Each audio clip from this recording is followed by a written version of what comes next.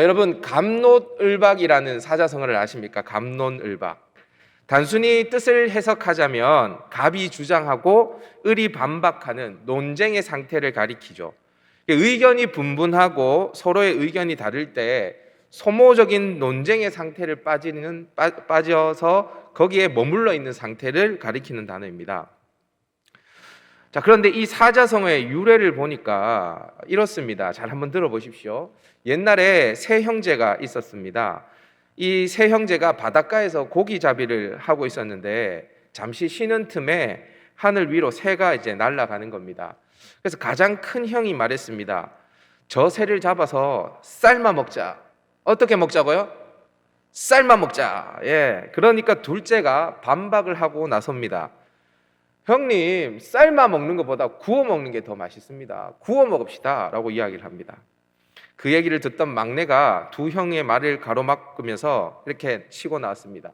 둘 다 틀렸습니다.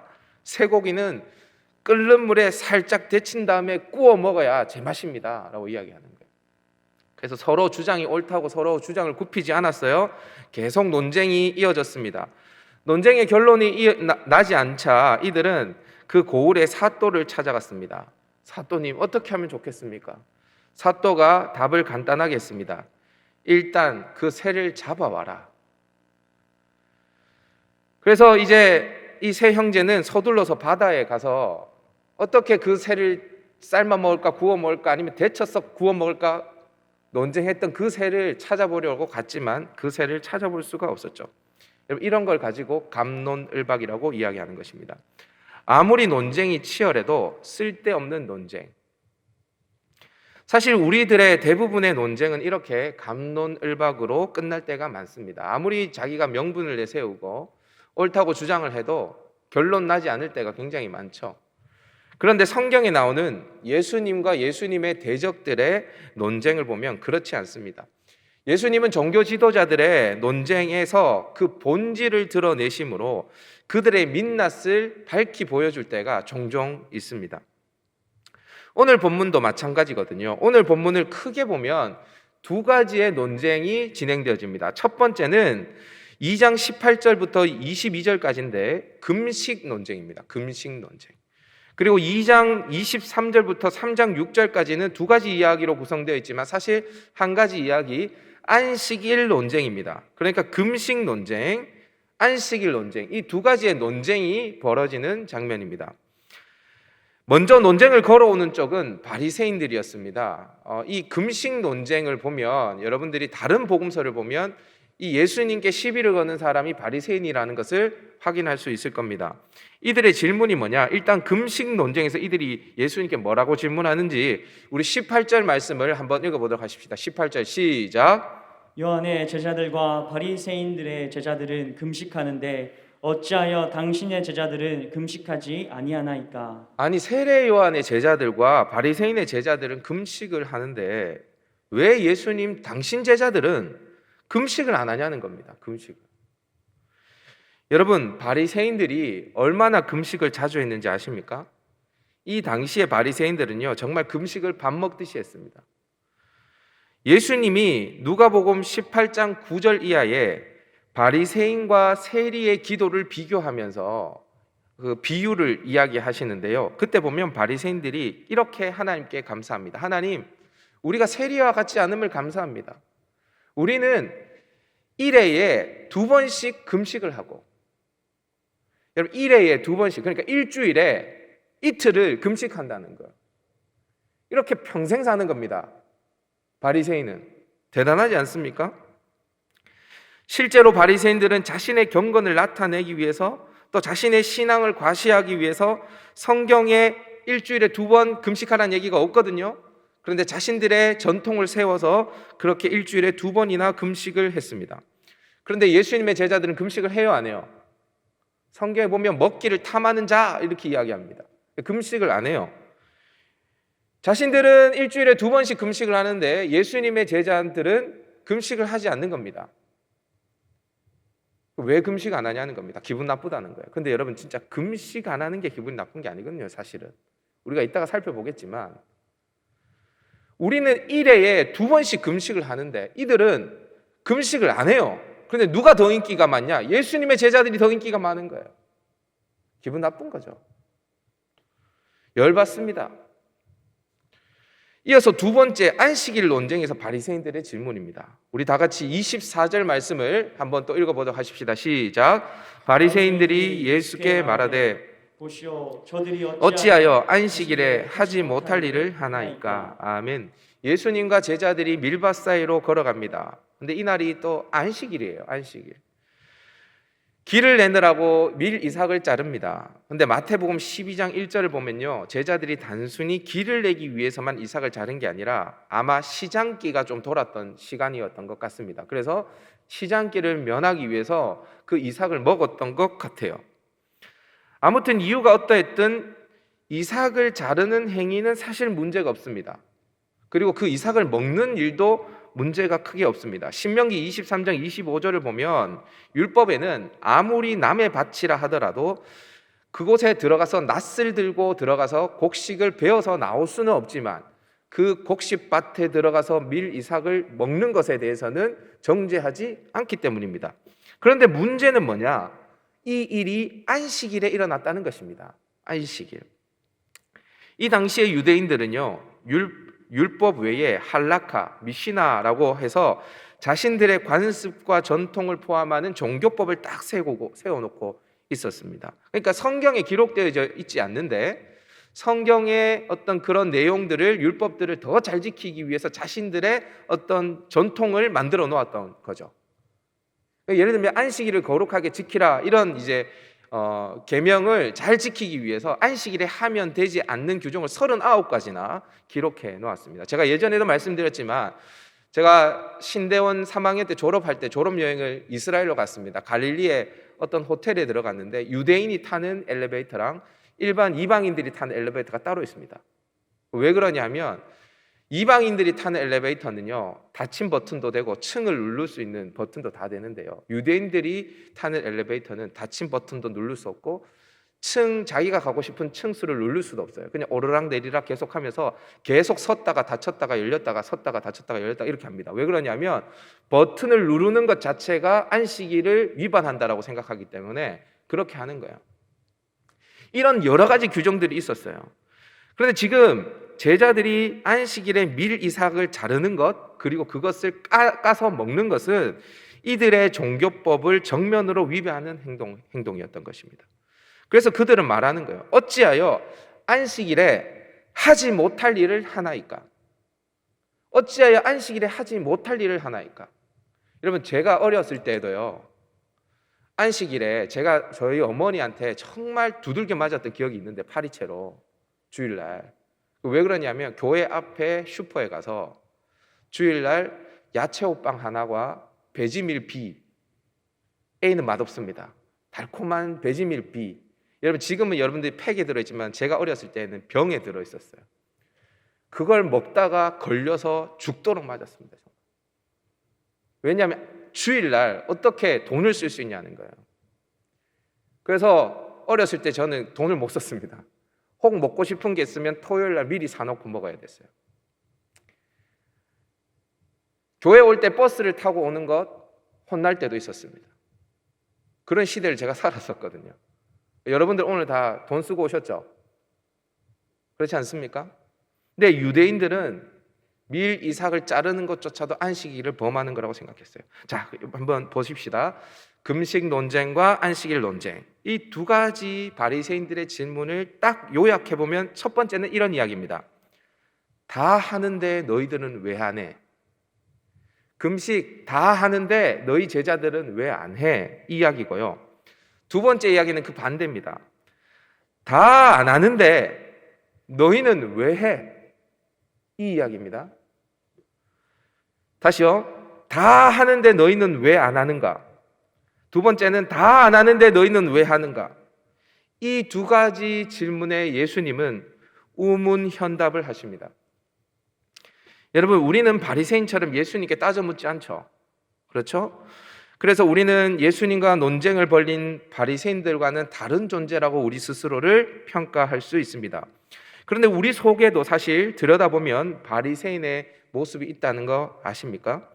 오늘 저는 이 바리새인과 예수님의 논쟁을 함께 살펴보면서 우리 안에 있는 바리새인의 모습을 한번 점검해 보려고 합니다. 오늘 말씀을 통해서 회개의 자리로 나아가는 저와 여러분 될 수 있기를 주님의 이름으로 축복합니다.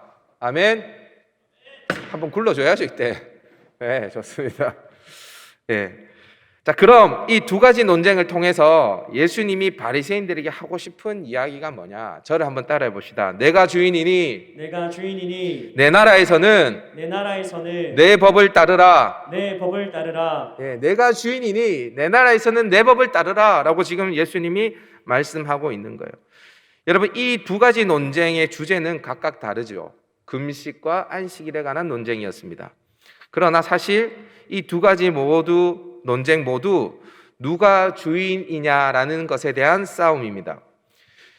여러분, 왜 금식하지 않느냐라는 바리새인들의 질문에 예수님이 뭐라고 대답하시냐? 우리 19절 20절 말씀을 한번 읽어보도록 하십시다. 시작.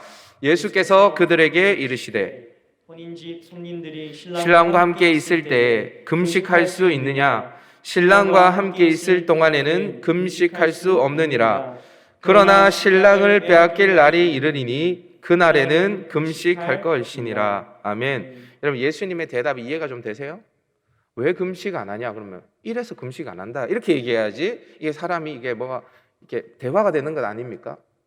왜 금식 안 하냐라고 이야기하는데 예수님은 갑자기 혼인잔치의 이야기를 꺼내십니다. 혼인잔치 이야기를 꺼내시는데요, 예수님은 종종 이 혼인잔치를 가지고 뭘 비유를 많이 하세요. 하나님 나라에 대해서 설명할 때에도 혼인잔치 비유를 사용하시죠. 자, 그런데 이 금식에 대한 질문에도 예수님이 혼인잔치를 예로 듭니다. 혼인잔치, 쉽게 말해서 결혼식입니다. 결혼식. 여러분, 결혼식의 주인공이 누구입니까? 결혼식의 주인공이 누굽니까? 신랑 신부죠. 그죠? 우리가 지금 살아가는 이 시대는 신부가 결혼식의 주인이다 라고 이제 생각합니다. 그죠? 그래서 이제 마치 이게 신랑이 신부를 위해서 온 마음을 다해서 뭔가 이렇게 섬겨야 되는 날 이렇게 생각하는데요, 유대인들은요 사실 그 혼인 잔치집의 주인공을 신부로 여기지 않고 신랑으로 여겼습니다. 신랑. 그런데 이 신랑이 주인공인 혼인 잔치에서 손님으로 초대받은 사람들이 금식을 하면 될까요? 안 될까요? 안 되죠. 왜냐하면 신랑의 기쁨에 동참하는 것이 결혼식에 초청받은 사람의 의무이기 때문입니다. 함께 기뻐해 주는 것, 기쁜 날 함께 기뻐해 주는 것이 손님들의 예의죠. 주인공인 신랑에게 모든 걸 맞춰주는 것이 손님의 도리인 것입니다. 자, 그런데 예수님은 신랑이 빼앗길 날이 이른다라고 하십니다. 그러면서 그때 금식해야 한다라고 하시죠. 여러분, 여기서 말하는 신랑 누구를 가리키는 것입니까? 누구를 가리키는 거죠? 예수님 자신입니다. 자, 그러면 신랑이 빼앗길 날은 언제입니까? 예수님 자신이 십자가를 지실 날을 가리키는 것입니다. 여러분, 분명히 사람들이 예수님께 왜 당신의 제자들은 금식하지 않느냐라고 물었습니다. 그런데 예수님은 지금 혼인잔치의 신랑이 주인이듯 내가 곧 주인이다라고 말씀을 하고 계세요. 그러니까 뭔가 딴 얘기를 하고 계시는 겁니다. 그 다음에 나오는 안식일 논쟁도 마찬가지입니다. 왜 안식일에 하지 않아야 할 일을 하느냐라는 바리새인의 질문에 예수님은 다윗의 이야기를 꺼내기 시작하십니다.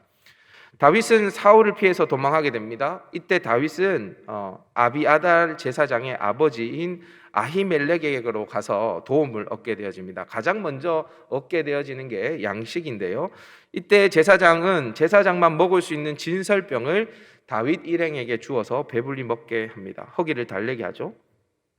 그리고 그것을 먹고 골리앗을 이긴 그 골리앗 칼을 가지고 다윗이 광야로 도망하게 되어집니다. 예수님은 그 이야기를 꺼내고 있어요. 다윗 이야기를 꺼내고 있어요.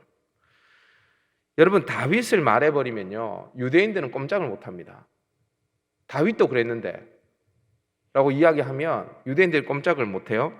여러분, 일단 다윗이 어떤 왕이냐면 이스라엘 백성들이 가장 존경하는 왕이 다윗 왕입니다. 그리고 여러분, 다윗이 어느 지파 출신이죠? 어느 지파 출신이죠? 유다 지파 출신입니다. 여러분 지금 우리가 말하는 유대인이라고 말하는 이 유대인이 무슨 말이냐면 유다 지파 사람들이라는 말입니다. 유다 지파 사람들.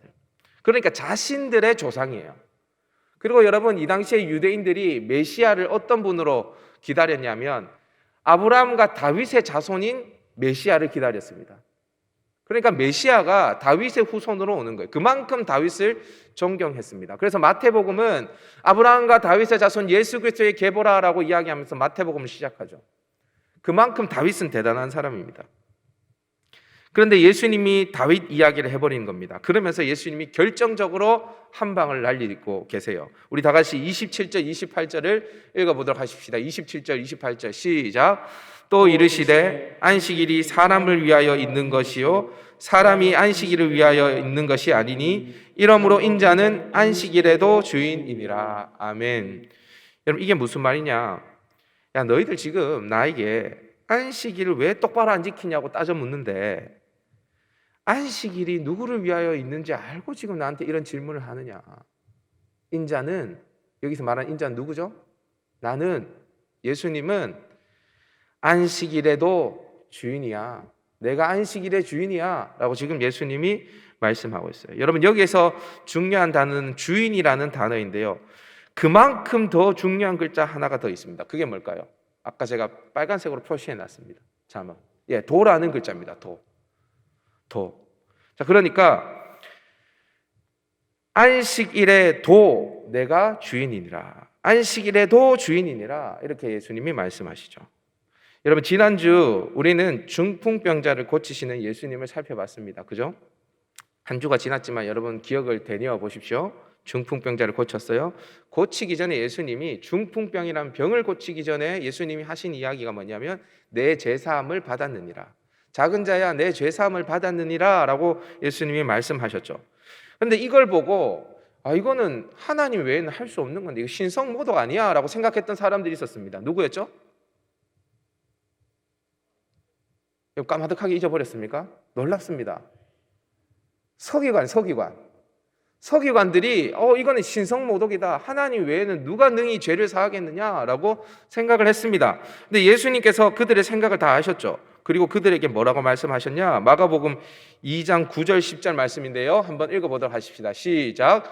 중풍병자에게 내 죄사함을 받았느니라 하는 말과 일어나 내 상을 가지고 걸어가라 하는 말 중에서 어느 것이 쉽겠느냐? 그러나 인자가 땅에서 죄를 사하는 권세가 있는 줄을 너희로 알게 하려 하노라 하시고. 자 보세요. 인자가 땅에서 죄를 사하는 권세가 있다 없다? 있다. 여기서 말하는 인자는 누구죠? 예수님이죠. 그런데 오늘 본문에서도 예수님이 말씀하세요. 인자는 안식일에도 주인이니라. 여기서 말하는 인자는 누굽니까? 마찬가지 예수님 자신이죠. 자, 그러니까 지금 무슨 말을 하냐면 죄를 사하는 권세는 여러분 하나님만 가진 권세죠.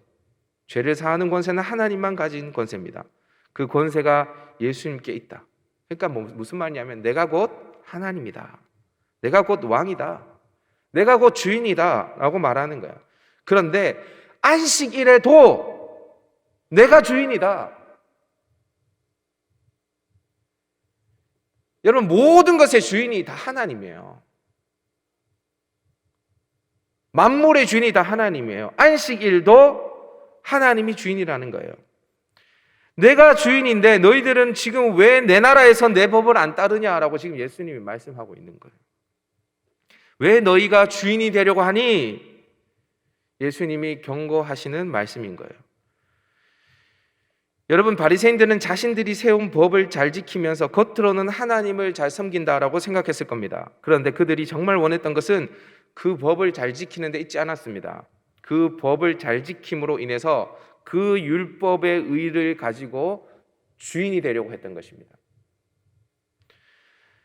여러분 제가 이렇게 주장하면 여러분들 중에 목사님 바리새인들 너무 나쁘게 보시는 것 아닙니까? 왜 이들의 본심을 왜곡하는 겁니까? 그냥 순수하게 그런 것일 수도 있지 않습니까? 라고 반문하실 수 있을 거예요. 그런데 제가 이렇게 주장하는 이유가 있습니다. 주인이 되고 싶어 했던, 그래서 자신들의 법을 강조했던 이들의 본심이 드러나는 장면이 오늘 본문에 등장합니다. 바리새인들의 모습이 노골적으로 어떻게 드러나냐? 저를 한번 따라해 봅시다. 수단과 방법을 수단과 방법을 가리지 않았다. 가리지 않는다. 예, 여러분 앞서서 살펴본 금식 논쟁과 안식일 논쟁까지는 그냥 논쟁입니다. 그런데 이 논쟁 속에서는 예수님이 화를 내는 장면도 없고요. 바리새인들의 감정도 크게 노출되지가 않습니다. 사람에 따라서 이 글을 읽으면 그냥 바리새인들은 뭔가 궁금했고 예수님 그 궁금증에 대해서 대답하신 정도로 보여질 수도 있을 것입니다. 그런데 2장을 넘어서 이제 3장에 들어가면 완전 분위기가 달라집니다. 3장 1절부터 6절까지도 사실 안식일 논쟁의 또 다른 이야기입니다. 앞서 안식일 논쟁은 제자들이 밀 이삭을 자른 것 때문에 일어난 논쟁이었다면 3장 1절부터는 안식일에 손 마른 사람을 고치는 것 때문에 일어난 논쟁입니다. 둘 다 안식이라는 공통점이 있습니다. 그런데 이 일이 일어난 장소가 회당이라는 곳입니다. 여러분 잘 생각해 보십시오. 회당 그리고 안식일이에요. 장소는 회당이고 시간은 안식일입니다. 이 두 가지는 유대인들과 종교 지도자들이 가장 많이 모이는 장소와 시간대입니다. 가장 많은 유대 종교 지도자들이 모여있던 그곳에 그 시간에 예수님께서는 손 마른 사람을 고치십니다. 3장 1절에서는 예수님이 회당에 들어가시니 그곳에 한쪽 손 마른 사람이 있었다라는 이야기가 나옵니다. 그리고 3절에서는 예수님은 그 손 마른 사람에게 한가운데에 일어서라라고 말씀을 하시죠. 자, 그런데 1절과 3절 사이에 2절이 있죠, 당연히. 1과 3 사이에는 2가 있습니다. 근데 예수님께서 아직 이 손 마른 사람을 고치시기도 전에, 아니 그에게 말을 걸기도 전에 3장 2절에 다음과 같은 해설이 붙어 나옵니다. 우리 3장 2절 말씀 한번 읽어볼까요? 3장 2절 시작. 사람들이 예수를 고발하려 하여 안식일에 그 사람을 고치시는가 주시하고 있거늘. 아멘. 사람들이 예수님이 안식일에 그 사람, 그러니까 손 마른 사람을 고치시는가 주시했다라고 이야기합니다. 왜 주시하고 있었습니까? 고치면 바로 예수님 고발하려고. 여러분 보세요. 여기에 나오는 사람들을 다른 복음서와 이렇게 비교를 해보면 이 사람들은 바리새인들이거든요. 그토록 자신들의 전통을 지키는 것에 민감했던 바리새인들이 예수님이 손 마른 사람을 고쳐줄 것이라고 예상을 했습니까? 안 했습니까? 예상을 했으니까 주시하고 있었겠죠. 그죠? 예상했습니다. 자, 만약 그들이 정말 예수님이 병자를 고치는 것이 안식일을 범하는 것이라 생각했다면, 또 그들이 정말 그들의 율법과 전통을 그토록 중요하게 생각했다면 어떻게 해야 합니까? 주시하고 있어야 됩니까? 주시하는 게 아니라 막아서야죠. 막아서야 됩니다. 그런데 이들은 어디 보자 하고 있었던 것입니다. 예수님은 이들의 완악함을 아셨습니다. 그래서 그들에게 노하셨다라고 성경은 기록하고 있습니다. 예수님은 손 마른 사람을 회당 한가운데에 세우십니다. 정말 웃기지 않습니까? 이 바리새인들은요, 예수님이 이 사람을 고치시는가 어떤 한 구석에서 주시하고 있었습니다. 엿보고 있었습니다. 그런데 예수님은 보란 듯이 안식일 회당 한가운데에 그 손 마른 사람을 딱 세우십니다. 바라는 거예요. 그리고 예수님께서 그 회당에서 주인 노릇하고 있는, 아니 여전히 주인 되고 싶어서 그 온갖 술수를 다 범하고 있는 그들을 이렇게 둘러보십니다. 성경을 보면 둘러봤다라고 기록하고 있습니다. 쫙 이렇게 둘러보는 거예요. 쫙 이렇게 둘러보는 겁니다. 예수님과 눈이 마주쳤겠죠? 몰래 숨어서 예수님의 행동을 주시하던 바리새인들의 민낯이 예수님의 행동과 말씀을 통해서 드러나게 되자 그 다음에 예수님이 어떻게 하냐? 6절 말씀입니다.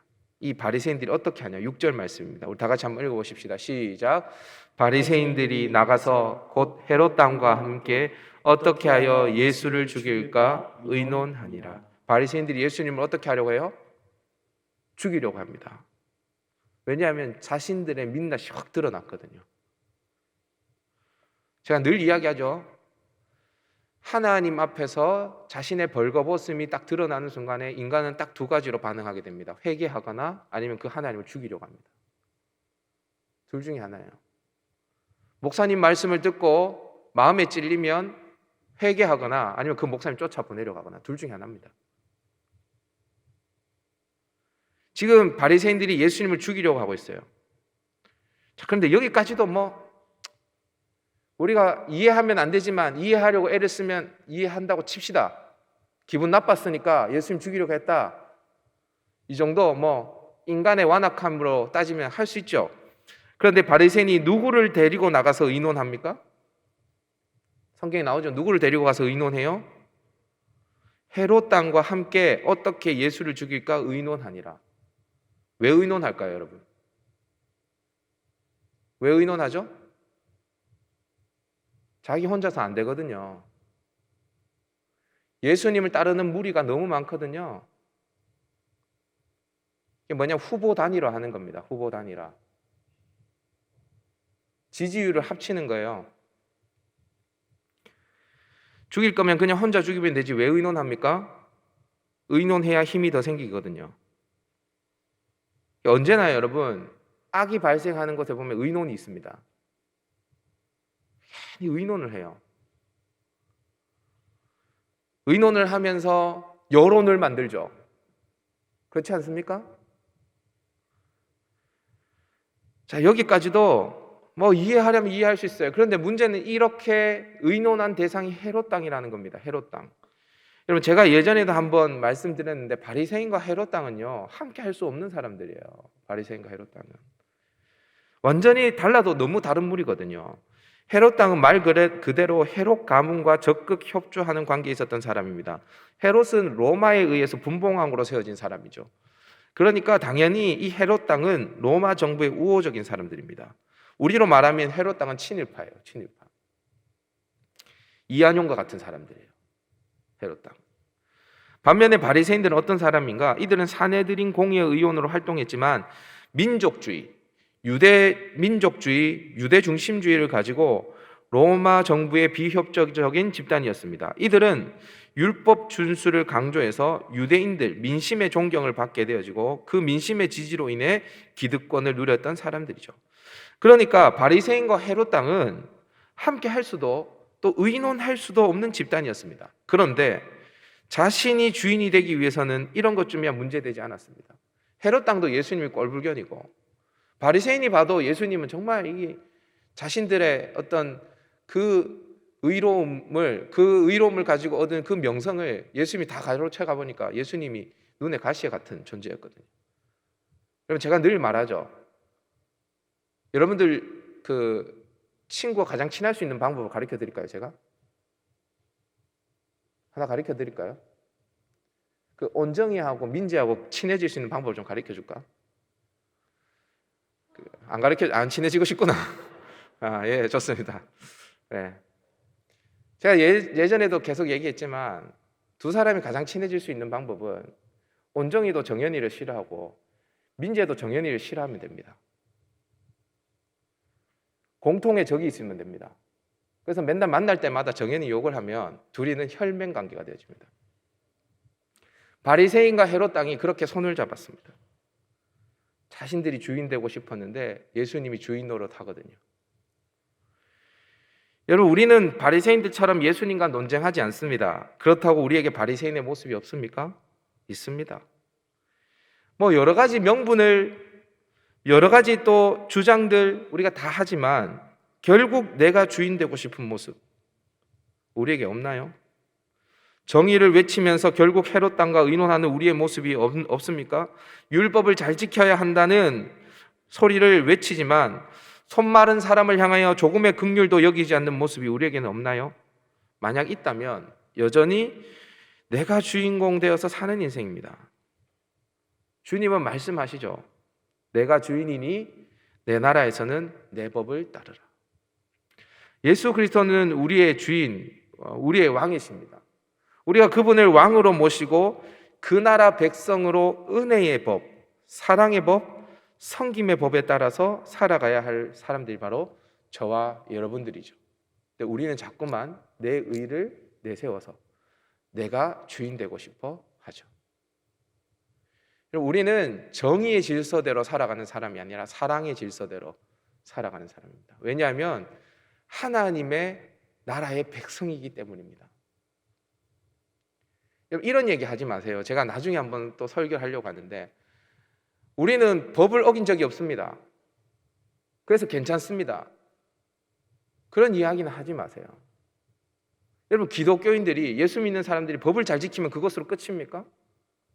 우리는 사랑하며 살아가야 될 존재들이에요. 그 법 아래 머무는 사람들이 아닙니다. 손 마른 사람을 향하여 긍휼을 가지는, 그래서 내 것을 내어주는 것이 그리스도인이죠. 그런데 우리는 자꾸만 이 법이라는 기존에 우리가 도달해서 그 법을 충족시키면 내가 의인이라고 외치면서 내가 주인 노릇하려고 하는 거예요. 예수님은 아니야.